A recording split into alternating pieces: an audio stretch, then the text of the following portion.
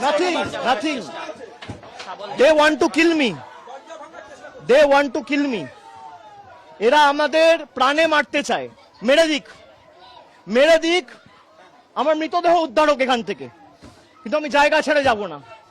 আমি সঞ্জুর বৃদ্ধ বাবা মাকে এই অবস্থায় ছেড়ে যাব না যতক্ষণ না ফোর্স এসে রিকভার করবে। আমাদের এখানে যারা প্রতিনিধিরা রয়েছে, আমি বলবো থানায় আবার ফোন করো, মেসেজ করো, ফোর্সের জন্য রিকোয়েস্ট করো। যদি না পাঠায় হোয়াটসঅ্যাপ পাঠিয়ে এটা অন রেকর্ড থাকুক। পুরো ঘটনার ভিডিওগ্রাফি রয়েছে। আমি হাইকোর্টের দৃষ্টি আকর্ষণ করছি, আমি রাজ্যপালের দৃষ্টি আকর্ষণ করছি। কি বাংলার পরিস্থিতি, এখানে প্রায় 50 জন সংবাদ মাধ্যমের প্রতিনিধিরা রয়েছে, দরজা ভাঙার চেষ্টা করছে, পুলিশের একটা লোক নেই।